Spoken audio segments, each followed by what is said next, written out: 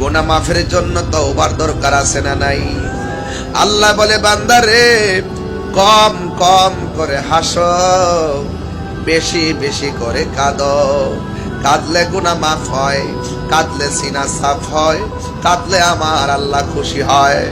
আল্লাহ রাব্বুল আলামিন বলেন ফালইয়াদহাকু কলিলাও ওয়ালইয়াবকু কাসীরা। ও বান্দা, কম করে হাসো, বেশি বেশি করে তোমরা কাঁদো, কাঁদলে গুনাহ মাফ হয়ে যায়। এই জন্যই তো যুবক, যারা ইমানদার এদের দিলটা নরম থাকে। যারা ইমানদার তারা অহংকারী হয় না। যারা ইমানদার তারা সন্ত্রাসী করে না। যারা ইমানদার তারা চাঁদাবাজি করে না। যারা ইমানদার তারা মুনাফিকি করে না। যারা ইমানদার কোনোদিন মানুষের হক মেরে খায় না। কথা বলেন ঠিক কিনা? শুধুমাত্র মুখে মুখে ইমানদার দাবি করলে চলবে না, কাজে প্রমাণ করা লাগবে। আল্লাহ বলছেন শুভ সংবাদ তাদের জন্য, শুভ সংবাদ তাদের জন্য যারা ইমানদার।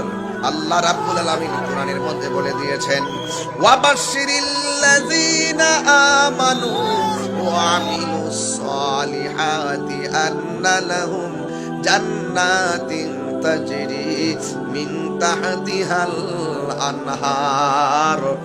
আল্লাহ রাব্বুল আলামিন বলেন জান্নাতের শুভ সংবাদ তাদের জন্য যারা ইমানদার এবং যারা নেক আমল করে। এই দেখেন এখানে কত খেয়াল করেন, যারা ইমানদার যারা নেক আমল করে তাদের জন্য জান্নাত। তাইলে অন্য মানুষগুলোর জন্য কি হবে?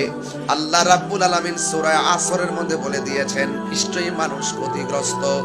ইল্লাল্লাযিনা আমানু, ইমানদার যারা, ওয়া আমিলুস সালিহাত, এবং নেক আমলদার ছাড়া যত মানুষ আছে কোনো না কোনো ভাবে তারা ক্ষতিগ্রস্ত। দুনিয়াতে ক্ষতিগ্রস্ত হবে, আখিরাতে ক্ষতিগ্রস্ত হবে। চিৎকার মেরে কি আল্লাহু আকবার বলা যাবে না? হায়াতের মালিক কে? এই জন্য যুবক আল্লাহ বলতেছেন আমি আল্লাহ ইমানদাররে যে জান্নাতটা দিমু, এই জান্নাতের নিচ দিয়া নহরগুলা প্রবাহিত হবে, নহরগুলা প্রবাহিত হবে। ওই নদী থেকে এমন সুন্দর বাতাস আসবে, জান্নাতীদের গায়ের মধ্যে লাগবে। এটাই হলো চিরদিনের জন্য সুখ। এই সুখ যদি পাইতে চান দুনিয়ার জমিনে কিছু পরীক্ষা দেওয়া লাগবে। এক নম্বর আল্লাহ সম্পদ দিয়ে, এক নম্বর আল্লাহ ভয় দিয়ে পরীক্ষা করব, দুই নম্বর রোগ বিমার দিয়ে পরীক্ষা করব, তিন নম্বর সম্পদের নুকসান দিয়ে পরীক্ষা করব। হ্যাঁ বন্ধুরে, সব পরীক্ষায় যদি পাস করতে পারেন আল্লাহ রাব্বুল আলামিন বলতেছেন তোমাদের জন্যই জান্নাতের শুভ সংবাদ। কথা বলেন ঠিক কিনা?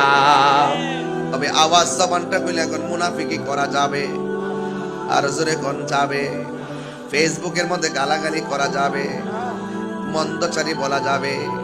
আপনার ভালো না লাগলে আপনি চুপ করে থাকেন, নদায় সেলফ আগে নিজে চিনেন, যে নিজের নিজে চিনতে পেরেছে আমার আল্লাহকেও চিনতে পেরেছে। অন্যের সমালোচনা করবেন, আগে আত্মসমালোচনা করে নিজের সমালোচনা করে নিজে কতটুকু হয়েছে তা একবার চিন্তা করেন। ও বন্ধু, যে নিজের নিজে চিনতে পেরেছে সে একদম চিনতে পেরেছে। জবানটা খুলে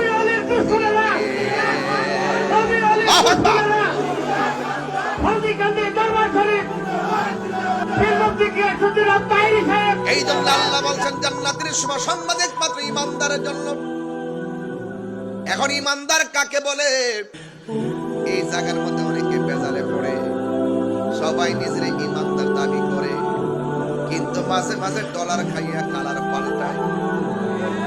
কথা বলে ঠিক কিনা বলে?